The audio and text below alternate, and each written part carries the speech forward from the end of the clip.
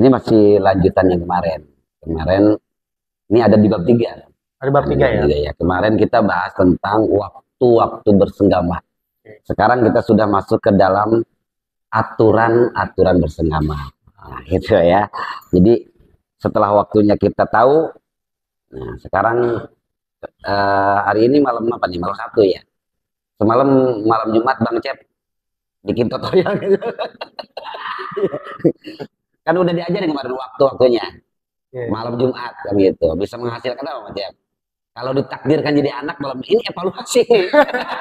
Iya. Kalau ibarat ngajar ya. Kalau ibarat ngajar anak-anak kemarin sebelum kita masuk ke materi, gitu kan? Betul. Ya dievaluasi dulu. Gitu. Malam Jumat. Sekarang malam Sabtu. Nah saya tanya kemarin anu jawabnya kan gitu. Kebetulan enggak kemarin. Ya berarti lagi enggak. Lagi enggak. Oh iya. Ya udah sekarang kita masuk di aturan-aturan senggama. Ya siap. Langsung ini aja. Langsung aja. Tipe to the point ini. Tipenya tipe to the point aja. Udah datang langsung. Udah kagak sabaran. Udah kagak sabaran. Baik Pak Cep ya, bismillahirrahmanirrahim. Kita lanjut pembahasan yang sekarang masuk ke bayanut tadbiril harsi, yaitu penjelasan tentang bercocok tanam. Kita sedikit pakai bahasa halus dulu, bercocok tanam. Tapi sebelum kita masuk ke area pembahasan tentang aturan-aturan bercocok tanam, di sini ada syair dari seorang ulama yang menyinggung tentang begitu banyak nikmat di dunia, gitu kan, yang sehingga sedemikian banyaknya nikmat itu hingga manusia tidak bisa menghitungnya. Sesuai yang ada di dalam Al-Quran, wa in ta'uddu nikmatallah la tuhsuha. Jadi memang jika kita mau menghitung nikmat Allah ya tidak akan terhitung. Tetapi ulama-ulama di sini mencoba untuk meringkas atau merangkum dari sekian banyak nikmat yang ada di dunia ini ada 3. Nah, dituangkan dalam syair qala syair fi bahrir rajaz. Nah, syair ini menggunakan bahar rajaz. Tahu bahar rajaz ya? Ya. Ini kalau santri tahu bahar rajaz.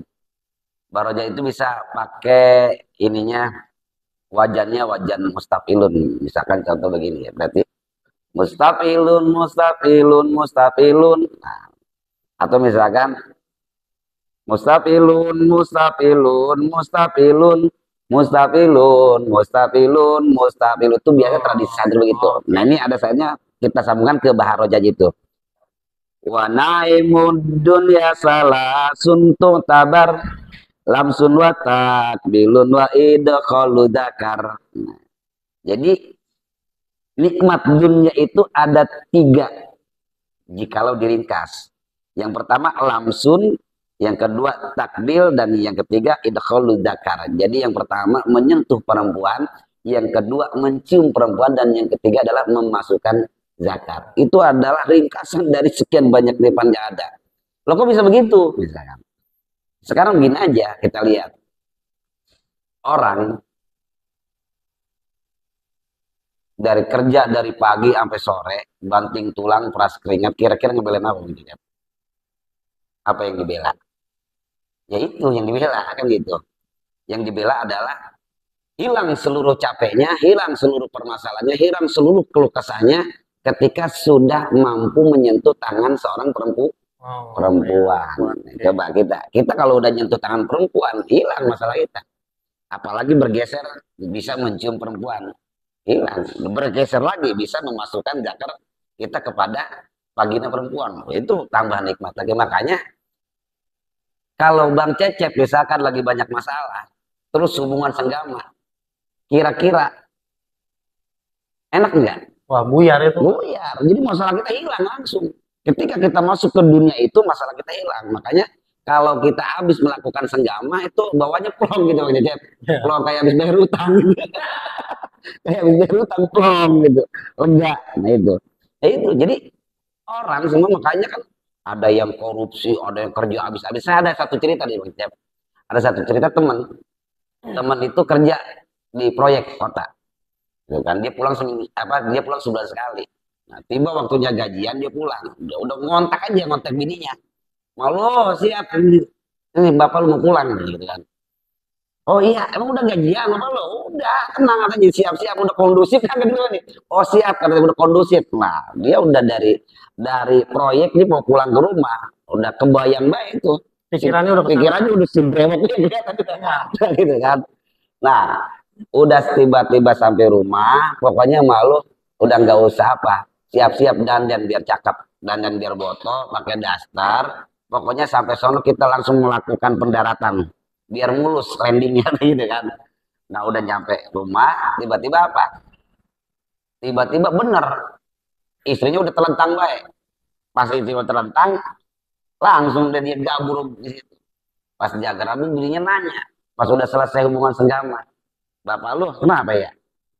Bapak lu katanya di kota senang banget ini badan nambah berat baik katanya. Makan baik dulu di sana ya. Boset malu boro-boro makan baik kita makan sehari sekali kadang-kadang itu ini katanya kasbon. Nah ini badan nambah berat baik. Pas lihat ya buset, nah lo rangsel belum juga.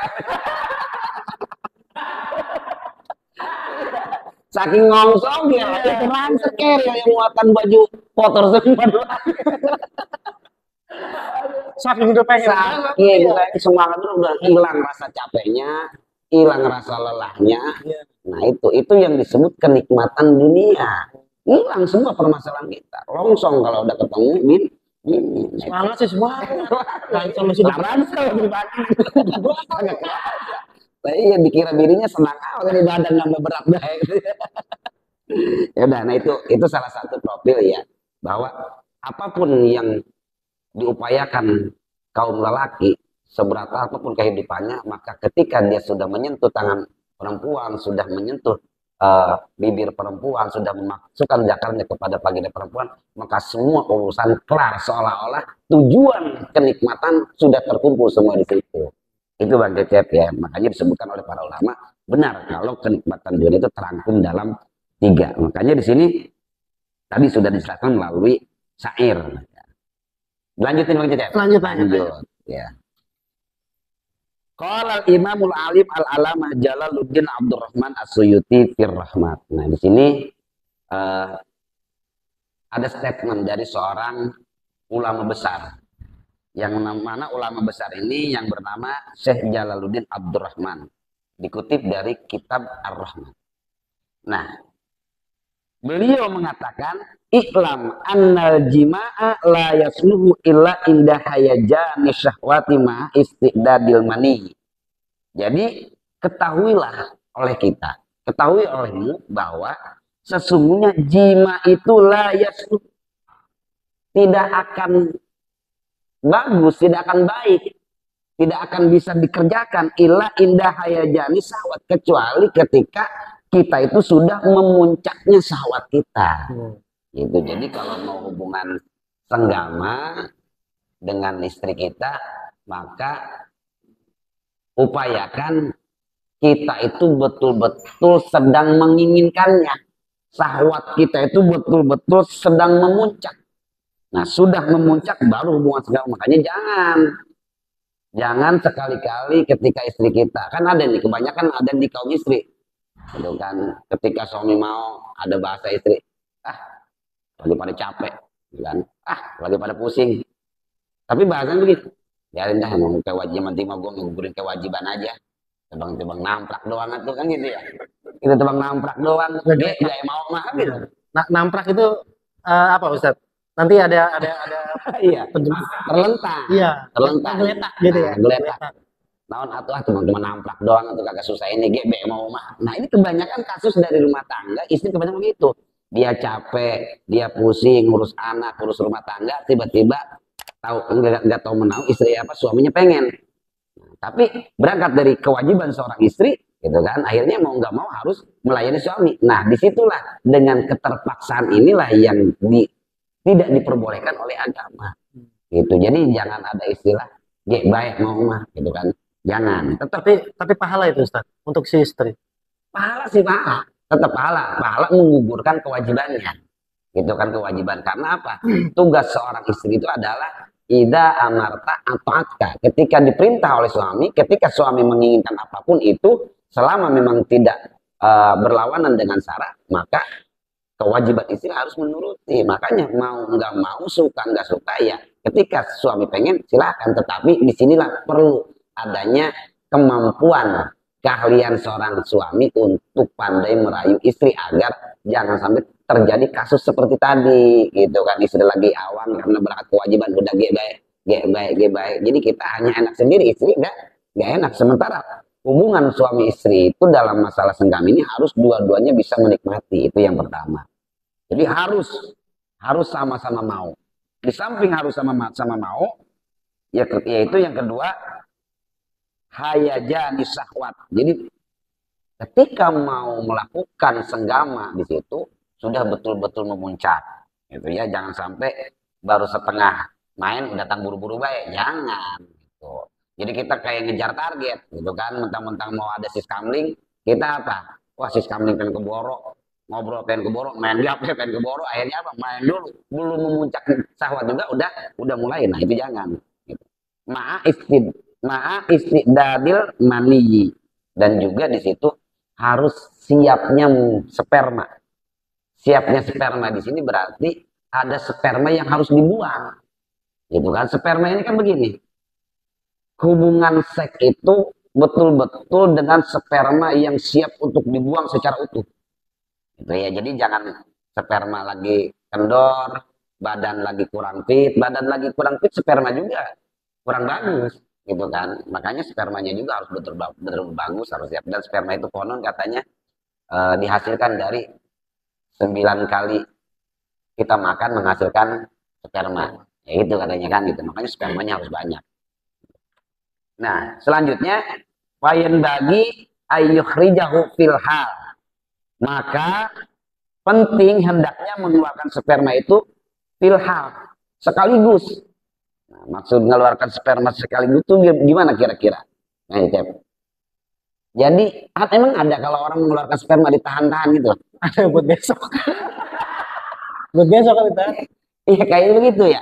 Tetapi ada juga orang pas mengeluarkan sperma separuh dulu bisa kan? Bisa itu. Bisa. Bisa kali ya. Separuh dulu dimain-mainin, ntar separuh lagi mah buat tambah malam. Jadi tidak boleh ada yang ditahan. Tidak boleh ada yang ditahan. Jadi harus dikeluarkan semua. Seolah-olah nggak bedanya kita seperti begini. Nyingsring, tau nyingsring? Iya. Ngeluarin ingus. Harus sekaligus, blos gitu kan. Jadi jangan sedikit-sedikit, jangan. Harus sekaligus. Yang pertama, kenapa harus sekaligus? Karena loncatan sperma itu menjadi bagian penting juga. Kecepatannya. Kecepatannya gitu kan. Harus betul-betul loncat sampai masuk kepada dinding rahim. Kalau misalkan ngeluarinnya mau enggak, kan begini. Tingkat jauhnya loncatan sperma itu tergantung daripada sudah memuncak atau belumnya syahwat seseorang. Ya. Benar nggak? Kalau orang syahwat yang memang belum begitu memuncak, terus misalkan spermanya itu juga keluarnya nggak kenceng, gitu kan? Jadi kalau nggak kenceng berarti tidak akan masuk ke dalam dinding rahim. Kalau seandainya istri itu lagi apa? Lagi dalam keadaan subur. Tapi sebaliknya kalau dia nafsunya sedang memuncak, itu kenceng. Kenceng. Bisa diajak balapan. Ambil 1 kilometer per jam. Iya. Lamun nyemprot kena mata bahaya ya. Bisa biru. Nah, itu jadi, nah makanya nggak boleh juga. Kan ada orang yang mengeluarkan sperma secara ajel. Ajel itu apa ya? Dikeluarkan di luar. Nah, itu nggak boleh. Jadi sebenarnya hukumnya itu apa ya? Hukumnya itu makruh, gitu ya, dibenci. Gitu kan, tidak boleh. Jadi makruhnya di sini adalah kita jangan menyepelekan sesuatu yang makruh. Makruh itu kan artinya dibenci. Kalau Allah udah benci maka bahaya kan gitu. Masih mending dibenci sama tukang kredit kan gitu ya. Nggak nagih lagi. Tapi kalau keluarin di luar itu untuk mengatur jarak gimana? Mengatur jarak, oh dalam arti tadi jarak KB apa namanya gitu ya, KB luar lah gitu kalau ada istilah. Nah itu juga, jadi mengenai tentang KB luar juga ini masih pada wilayah kontroversi kan gitu. Jadi makanya hukumnya makruh. Jadi lebih kepada boleh ya? Iya, lebih kepada tidak boleh kan gitu. Jadi kita harus lebih pintar lagi. Kalau memang mau seperti itu, tetap dikeluarkan di dalam, gitu kan. Tapi kita harus mencari di mana letak masa subur istri, di mana bukan masa subur istri. Harus pintar begitu, suami, kan gitu. Itu diantaranya. Jadi harus dibuang. Seolah-olah kita di situ membuang kotoran. Jadi jangan kadang-kadang dilagu-laguin. Ada orang yang pas mau keluar dicabut, gitu kan, cerot, dipencet gitu kan, cerot, dipencet lagi gitu kan, gitu. Ada itu. Ada yang begitu. Jadi dimain-mainin, dia mengejar fantasi gitu kan. Terus ada perempuan misalkan, oh dipakai terapi, yang gitu ada yang dipakai terapi. Gitu keluarin bang katanya di luar, mau dibalurin ke payudara biar payudara kencang, ada yang begitu. Nah itu saya juga nggak tahu apakah betul atau tidak. Yang jelas itu adalah perbuatan yang tidak Dibenarkan. tidak dibenarkan, gitu kan. Dibalur-balur supaya kencang. Nah itu namanya kurang adab, ya kurang adab. Apalagi ada yang misalkan eh, orang sengaja disemprotin ke wajah perempuan, waduh itu perlakuan yang kurang-kurang bagus. Tidak beradab itu. Iya nggak beradab. Jadi tetap Dalam sudut pandang ini nggak beradab. iya nggak beradab. Makanya tetap harus dikeluarkan di dalam. Yang kedua, dikeluarkan di dalam itu yang pertama akan menambah kenikmatan juga buat perempuan. Di samping nikmat buat si lelaki, perempuan juga mendapatkan kenikmatan. Kalau ketika mau keluar dicabut, ya mau enggak mau disadari ataupun tidak perempuan tetap mengalami kekecewaan, gitu kan. Di situ ada ketersinggungan perempuan. Jajal aja tanya ke perempuan ketika suami, gitu kan, mau mengeluarkan terus dicabut, apalagi dia seperti gimana yang mengocok sendiri supaya keluar. Itu kayak apa ya, ketersinggungan gitu perempuan pasti ada kena mentalnya. Nggak boleh. Maka hubungan seks itu kan tidak boleh melahirkan pertengkaran, melahirkan ketersinggungan dan lain sebagainya. Itu. Fa inna fi habsihi inda dzalika dararan adiman, karena dengan menahan dan dari memuncaknya birahi dapat menyebabkan bahaya yang besar.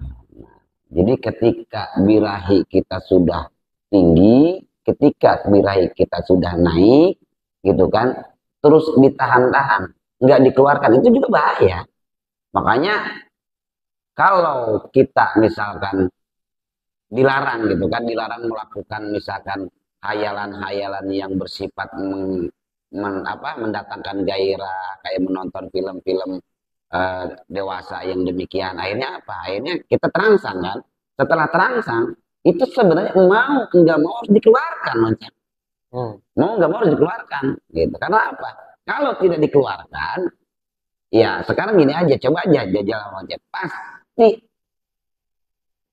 itu akan merasakan rasa sakit di dalam bijinya itu kan. Itu dalam bahasa biologi apa sih biji itu? Kantong menyan. Oh iya, kantong menyan lah boleh deh itu. Kantong menyan kita itu akan mengalami rasa sakit. Kenapa? Dia menginginkan untuk dikeluarkan. Gitu. Jadi tidak boleh ditahan-tahan. Di sini sudah jelas-jelas itu adalah dororon adiman, sesuatu yang sangat madarat, sesuatu yang sangat berbahaya terhadap fisik kita. Kalau seandainya ketika sudah memuncak rangsangan terus tidak dikeluarkan, apalagi dikeluarkan ditahan-tahan, gitu kan. Tidak dikeluarkan sekaligus seperti yang dianjurkan tadi, terus sekaligus gitu, tidak boleh dikecot-kecot lah, nggak boleh. Ada pertanyaan gini, Tat. Gimana ketika hukumnya ketika bersenggama itu si laki-laki ataupun wanitanya itu malah membayangkan orang lain, itu hukumnya apa gitu kan? Iya. Misalkan dia habis nonton film dewasa itu tadi, gitu, terus wajah artisnya tuh kebayang-bayang terus. Jadi ketika dia berhubungan sama istrinya atau sama suaminya, dia kebayang-bayang tuh artis-artis dewasa itu tadi. Nah itu gimana status hukumnya? Itu hukumnya haram seperti itu, tidak diperbolehkan. Jadi walaupun hubungan suami istri, hubungan suami istri dengan kita membayangkan pasangan lain, gitu kan, lawan lain, itu tidak diperbolehkan. Bahkan diharamkan hukumnya ketika kita bersenggama dengan pasangan kita lalu kita membayangkan orang lain, itu tidak boleh, gitu. Makanya jangan sampai rangsangan itu datangnya dari luar. Itu mengapa dilarang kita mendapatkan rangsangan dari luar? Contoh dari melihat orang lain, contoh dari melihat video, contoh dari apa gitu. Terus istri kita menjadi sasaran. Itu Kenapa tidak diperbolehkan seperti itu? Karena apa? Khawatir istri menjadi sasaran daripada syahwat yang didatangkan dari ladang haram. Benar nggak? Oke. Karena syahwat kita datangnya dari perkara haram kan. Terus kita tumpahkan perkara yang haram itu kepada perkara yang halal, istri kita. Nah itu makanya tidak diperbolehkan, haram hukumnya. Haram ya? Iya. Ya, jadi bukan semata-mata hanya langkah-langkah untuk menuju kenikmatan atau kepuasan aja yang enggak, tetapi semuanya merupakan bentuk perjuangan ibadah. Daripada kita sibuk-sibuk mencari rangsangan dari luar, misalkan pasangan suami istri berdua nonton film, gitu kan? Nah itu sama juga dia nggak mau berjuang keras untuk melakukan amaliyah ibadah. Itu kan dia hanya ingin mendapatkan rangsangan yang instan yang dihasilkan dari perkara yang haram. Itu kan otomatis nafsu lain. Itu kan maksiat yang dihasilkan dari pandangan mata kita melihat itu. Masa kita mau beribadah? Kan bahasanya begini, idza qudimal haq alal batil golabal haq alal batil. Jadi ketika berkumpul antara hak dengan batil, hak itu kalah. Itu karena hak itu nggak mau dibarengi dicampuri dengan sesuatu yang batil. Nah itu maksudnya lah. Jangan sekali-kali kita seperti itu. Berjuang aja gitu kan. Makanya lelaki begini. Lelaki kalau lagi pengen sabar, gitu kan? Sabar itu dalam arti begini, sabar untuk mengimbangi pasangannya. Nah, makanya ada satu cerita nih ya, ada satu cerita seorang pasangan suami istri malam Jumat, gitu kan? Yang dimana dia sudah siap-siap mau melakukan hubungan senggama di malam Jumat. Ceritanya dia udah masuk kamar, gitu kan? Dia sudah melakukan beberapa langkah yang sudah diatur, gitu kan? Nah, tiba-tiba dia sudah memegang tangannya, dia sudah mencium payudaranya, dia sudah mencium pipinya. Tiba-tiba bininya ingat, gitu kan. Bapak lu ngomong-ngomong itu kayaknya TV belum dimatiin, gitu kan. Lah sekarang mau TV kita pakai set-top, kalau kagak dimatiin takut meleduk, gitu kan. Coba bapak lu matiin dulu. Lah itu laki, walaupun lagi enak-enaknya begitu, lagi begitu, walaupun sambil telanjang ngingkip dia matiin maunya disuruh itu laki harus sabar gitu kan, ngimbangin tetap suasana kondusif gitu, tetapi bini jangan keenakan gitu kan, udah laki terindu dulu mati lampu ambil telanya udah kayak tuyul gitu kan, balik lagi dilanjut lagi ngomong lagi bapak lu katanya ngomong-ngomong hordeng kan kayak belum ditutup ya, takut ada yang ngintip bapak lu gitu kan, coba lihat dulu hordeng tutup belum pergi gitu ayo jangan disuruh-suruh baik gitu. nah itulah dalam arti bagaimana suami dan istri itu menciptakan sebuah harmonisasi dalam hubungan seks itu tetap harus dijaga, kita harus saling mengimbangi gitu. Harus saling mengimbangi itu. Jadi itu juga perhatian juga buat sama istri gitu kan, mentang-mentang tahu lakinya lagi pengen banget lakinya disuruh-suruh baik kan gitu. Tahu sendiri laki kalau biar jagoan banget ya di lapangan, kalau kira udah pengen menurut banget sama bini kan gitu. Gitu rayu. Selanjutnya wal muksiru minal jima'i. Nah, orang yang banyak melakukan jima ini la yukfa haramahu syari'an wakil lati kuwatihi wa dhuhuris saybi fihi. Jadi orang yang kebanyakan melakukan jima pasti cepat tua. Nah ini jadi tadi kan udah dibahas dalam arti bagaimana kita mengeluarkan sperma ketika harus betul-betul dalam keadaan sperma itu dibuang sekaligus, tidak boleh ditahan-tahan. Dan kita ketika sudah memuncak syahwat kita, maka disitulah sperma harus sudah mulai dibuang. Nah sekarang di sini sedikit keluar musannif membahas tentang konsekuensi daripada orang yang sering melakukan senggama. Menurut pandangan Bang Cecep nih, orang yang sering melakukan senggama itu kayak gimana? Ciri-cirinya gitu kan? Ciri-cirinya. Pucat kali ya? Pucat. Itu pucat gara-gara apa tuh? Begadangnya kurang tidur. Iya, jalannya juga agak egois kan. Iya, lemes di mana gitu dia. Iya. Jadi iya benar. Nah itu memang ada ciri-cirinya di sini. Jadi yang pertama, orang yang sering melakukan jima itu dia akan mengalami cepat tua. Jadi wajahnya itu cepat tua. Nah ini sebenarnya agak sedikit kontradiksi dengan kebanyakan orang gitu ya. Orang kan rata-rata katanya kalau pengen cepat muda mah harus rajin hubungan seks. Ada pernah saya pernah mendengar begitu. Tetapi pada kenyataannya di sini diterangkan bahwa sungguh orang yang banyak melakukan jima itu akan melahirkan penuaan yang lebih cepat. Nah, itu jadi cepat-cepat tua muka kita. Entah mungkin karena apa? Karena memang sperma ini adalah memiliki satu kekuatan penuh bagi fisik seseorang. Memang orang kalau spermanya terlalu sering dibuang, dia apa? Di sini juga lemah tenaganya, gitu kan? Wakil latiku wati sedikit sekali kekuatannya. Jadi boyot gitu kalau kita boyot gitu. Jadi lah iya suruh nenteng air seember gitu gak kuat kayaknya gitu. Kalau orang kebanyakan gitu, makanya orang yang kebanyakan cuma ngerokok, ngopi, ngegoler gitu kan. Jadi ngedul bawaannya. Muka-muka ngedul kayak gitu. Nah, jangan-jangan kan gitu. Kengedulan ini adalah faktor daripada orang yang sering melakukan zina. Pantes kalau orang yang kerjanya di rumah aja lagi-lagi yang menjadi sasaran bini lagi, bini lagi. Nah, orang yang sasarannya bini lagi, cenderung orang itu ngedul, nggak mau kerja, gitu kan, nggak mau kemana, males.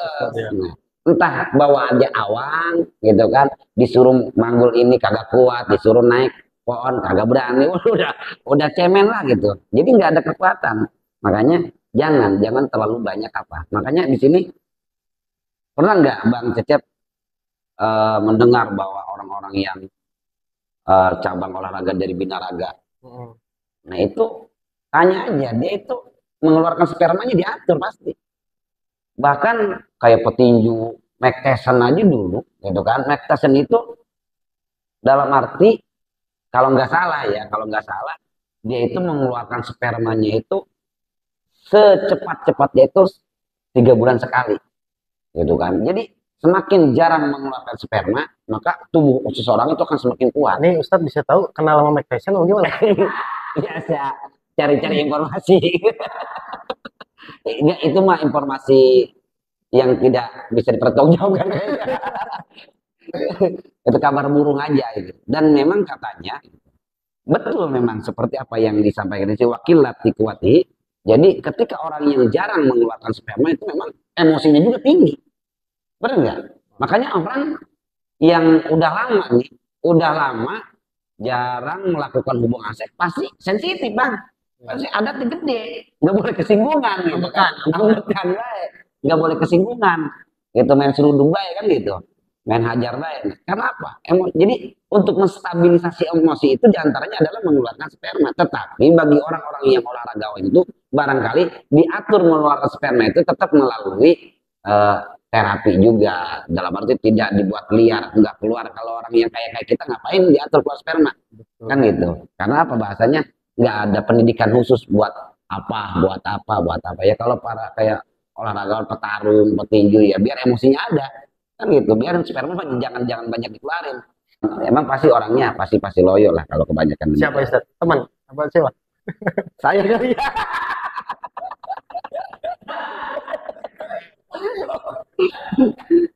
Nah terus yang terakhir di sini kalau orang kebanyakan begitu, kebanyakan jima, diantaranya adalah wazuhuris saibi.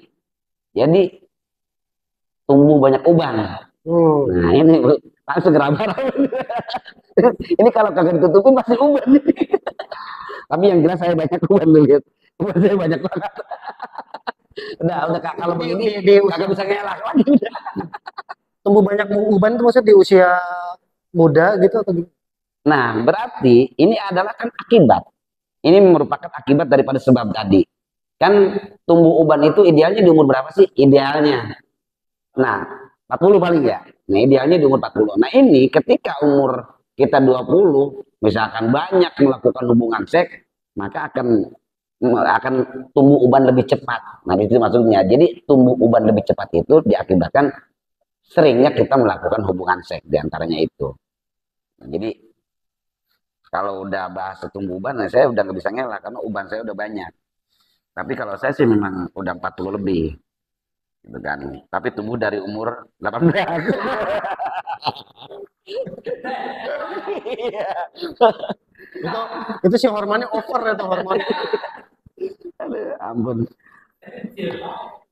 Ini lanjut ini, lanjut ya. Wal jima'i kaifiyatu wahya antas talaqiyal mar'atu ala zuhuriya. Balik lagi nih ke praktek gitu kan, tadi sedikit selang gitu kan, nyelang Prolog ya. prolog ini supaya kagak terus-terusan bicara praktek, seling dikit masalah tadi efek-efek daripada kebanyakan jima. Nah, dalam hubungan bersenggama tadi, dalam hubungan jima tadi ada posisi-posisi yang memang menjadi posisi terbaik, gitu, posisi paling bagus, posisi yang sangat diperlukan, diharuskan ada posisi seperti itu. Ini posisi yang sangat dianjurkan dari sekian banyak posisi, yaitu diantaranya perempuan dia itu terlentang, gitu kan? Antas talqiyal mar'ata ala zuhuriya. Jadi perempuan itu terlentang di atas punggungnya, mengkarak, kalau kata bahasa kita mengkarak.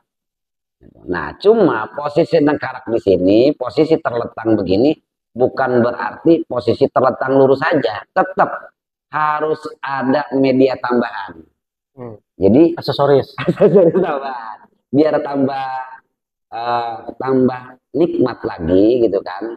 Jadi pantat perempuan itu harus diganjal. Gitu. Jangan sampai dia itu terlentang lurus tanpa ada bantalan yang apa. Ketika dia di atas kasur, ya taruh bantal ganjel bawahnya, gitu kan. Jangan ditaruh dongkrak gitu, biar agak ngangkat. Didongkrak dikit biar agak ngangkat. Gitu. Kenapa agak ngangkat? Yang pertama, agar posisi nanti sperma lelaki itu betul-betul bisa langsung masuk ke dalam sasaran rahim. Terus yang kedua, jadi mungkin, posisi pala lebih rendah maksudnya. nah, pala lebih rendah, posisi pantat lebih tinggi. Jadi kan posisi kaki apa ngenggang. Iya, ngenggang begitu. Kalau ngenggang apa sih bahasa Indonesia ya? Ngedengkak.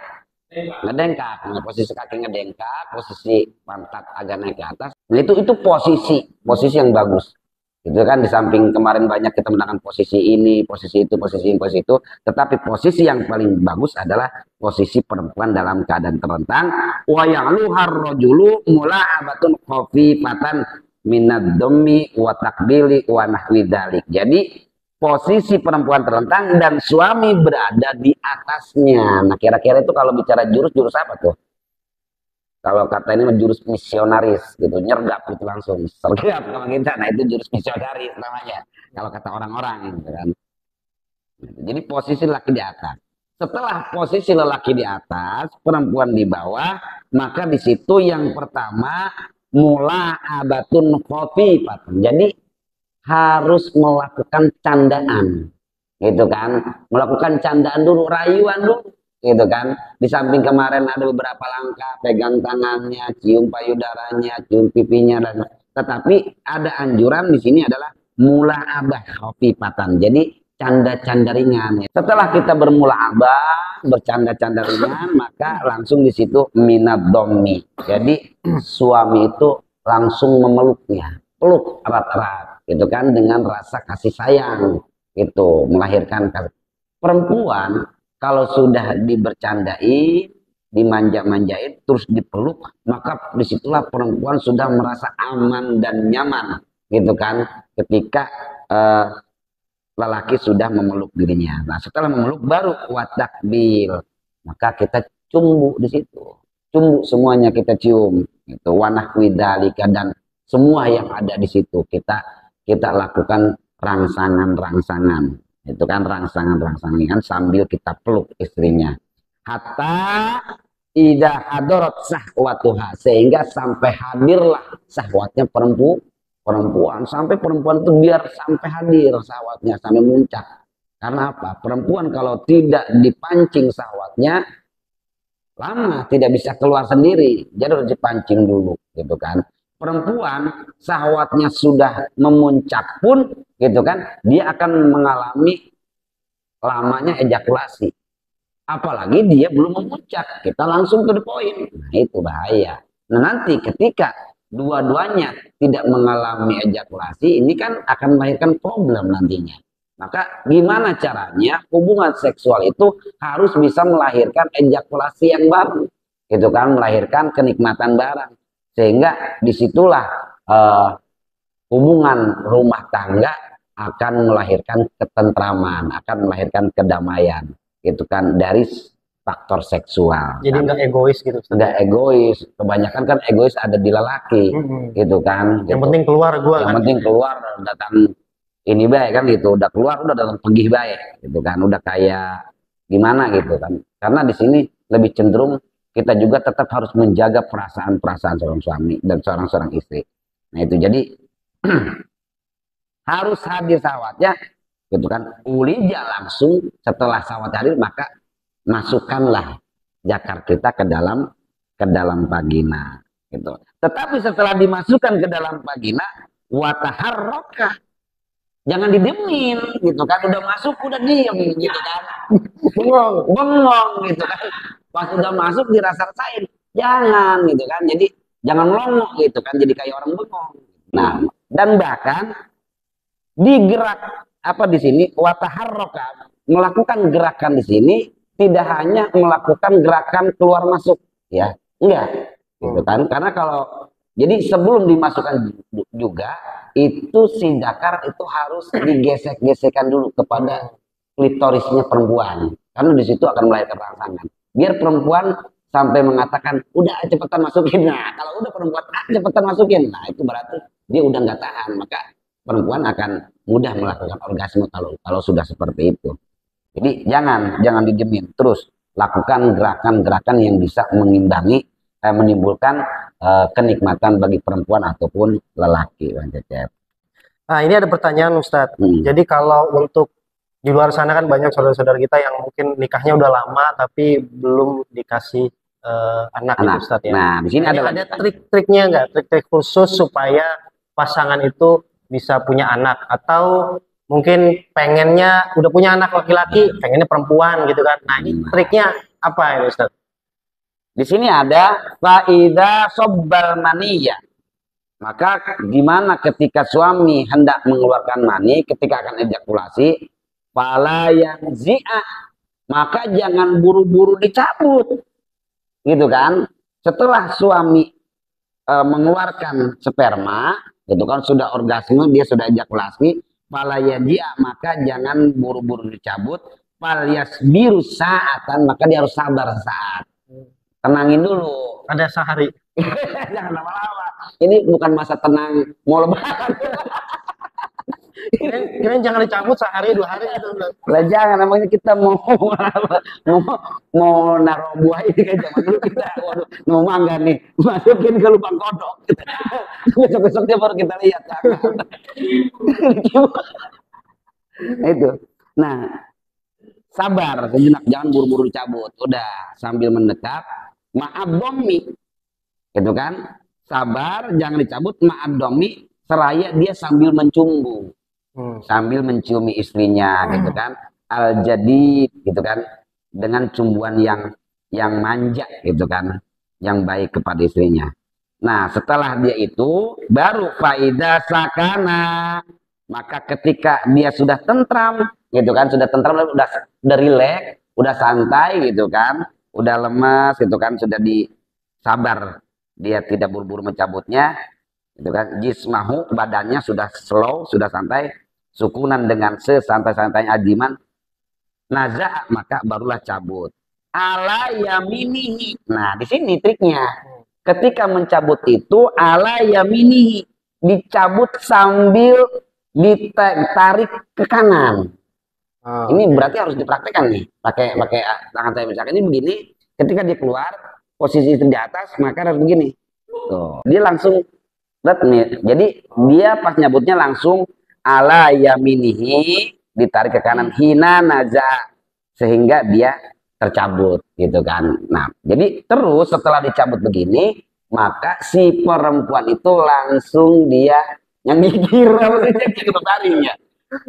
Jadi dia miring. Si perempuannya langsung miring ke ke kanan. Setelah dicabut terus diikuti sama perempuan miring ke kanan. Maka disitulah. Berbarengan atau? Lah iya, berbarengan. Gitu, jangan dilamain. Setelah dicabut net, langsung perempuannya miring ke kanan, si lelakinya nyabut ke arah kanan. Berarti sambil dicabut, Ya. sambil si perempuannya miring. Nah itu ya, perempuannya langsung miring, agak ditekuk badannya. Takutnya patah gimana? Agak kan udah lemas. Itu. Fakot dakaro. Nah, maka diceritakan oleh ulama, inna dzalika mimma yakunul waladu dakaro. Nah itu tadi, ketika nanti dilakukan dengan cara-cara demikian, yakunul waladu, maka akan terbukti anaknya itu dakaro, lelaki. Itu akan menghasilkan. Jadi kalau mau punya anak laki-laki, triknya kayak tadi. Jadi bagi perempuan yang memang sulit untuk melahirkan anak atau menginginkan anaknya lelaki, coba lakukan KPH tadi kan gitu. Bisa jadi nggak pernah hamil gitu kan, karena tadi tata cara nyabutnya kita belum tahu gitu kan. Terus tata cara bagaimana sperma untuk betul-betul masuk ke dinding rahim kita belum tahu kan gitu. Dengan trik tadi itu akan lebih memudahkan sperma masuk ke dinding rahim.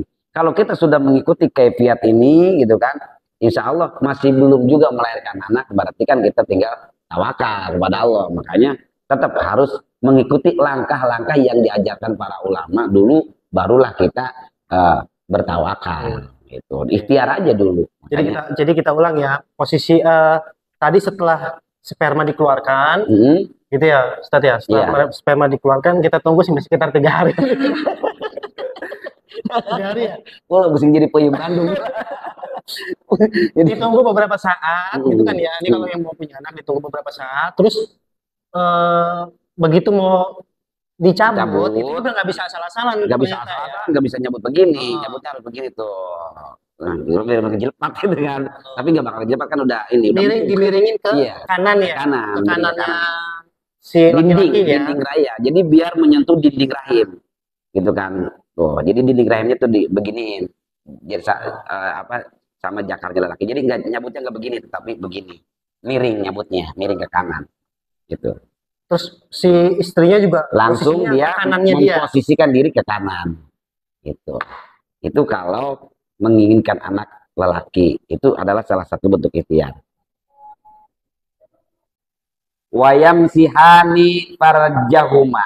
Nah, setelah itu maka keduanya itu harus dilap, dibersihkan farjahuma. Itu kan farjinya.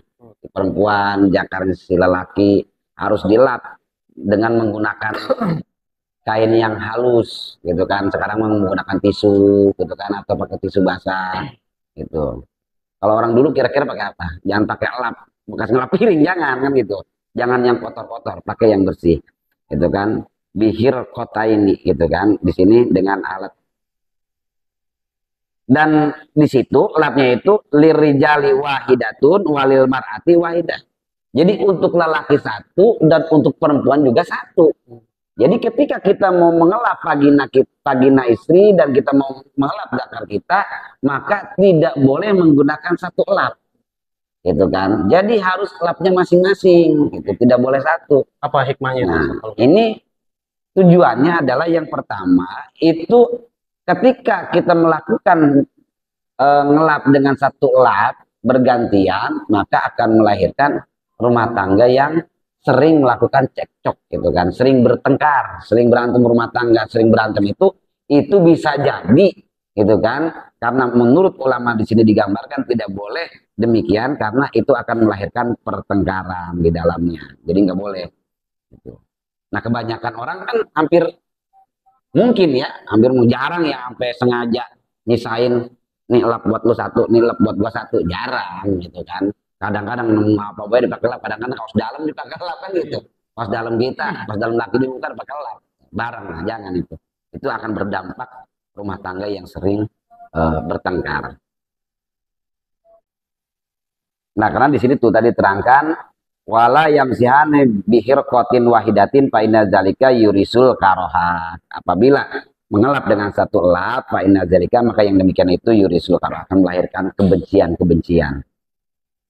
Wa asadul jima'i ma yaqibahu nasatun wa tibun nafsin wa bakin syahwatin. Jadi bersenggama yang paling baik itulah senggama yang diiringi sifat agresif, gitu, yang memiliki sifat agresif, saling menyerang, istri menyerang, suami menyerang, itu sama-sama agresif. Jangan sampai ada istilah tadi muncul bahasa kos kedebong. Ada pernah dengar ya? Pernah dengar ya? Iya. Jadi istri gua pakai kedebong, Jadi diam. salah satunya Nah, pasif. salah satunya pasif. Jadi agresif di sini tidak cukup agresif suami. Kalau suami rata-rata pasti agresif. Nah, tetapi si perempuan pun harus melahirkan agresivitas juga gitu untuk suami. Balik lagi ke yang awal tadi, Iya. dua-duanya harus sama-sama mau. Nah, dua-duanya harus sama mau gitu kan. Terus yang kedua, gitu kan. Di samping agresif harus juga ada muncul kerelaan hati. Nah, jadi kerelaan hati itu apa gimana? Jadi kita itu pasrah, gitu. Kerelaan hati silakan mau diapain juga oleh suami kita. Jadi jangan ada istilah nanti ini mah jangan, ini mah jangan, ini mah jangan, gitu kan. Nah, jadi seolah-olah kita itu tidak siap sepenuhnya untuk di apa? Dicocok tanami oleh suami kita. Maka nggak boleh dalam arti nggak boleh ada banyak larangan ini itu selain daripada larangan yang dianjurkan oleh agama kita bikin larangan-larangan lain kepada suami kita. Nah, jangan. Jadi harus dengan rela hati mau diapakan juga oleh suami kita itu kita pasrah sepenuhnya itu kan dan masih menyisakan syahwat gitu. Jadi masih menyisakan syahwat itu begini, jangan sampai ada seseorang si istri misalkan udah keluar duluan, udah keluar duluan, lelaki belum, gitu kan. Nah itu berarti syahwatnya sudah habis, gitu kan. Syahwatnya sudah habis. Jadi makanya diupayakan untuk sama-sama keluar bareng, gitu kan. Keluar bareng, masuk bareng, gitu. Jangan sampai masuk bareng keluar misah kan gitu, jangan. Jadi harus bareng. Nah itu diantaranya. Jadi harus menyisahkan syahwat. Jangan sampai kita hubungan seks sudah syahwat kita sudah hilang, jangan. Nah itu akan berbahaya, akan menghasilkan pertengkaran. Wasaruhu ma yuqibuhu ra'datun wa bikun nafsin wa mautun adoin wa ghasyatun wa bagdun sasin mankuh fa'in kana mahbuban. Nah, di sini senggama juga ada yang dilarang. Senggama yang jelek itu diantaranya ada senggama yang diiringi dengan tubuh yang gemetar. Ada nggak yang gitu? Ngedreg-deg gitu kan?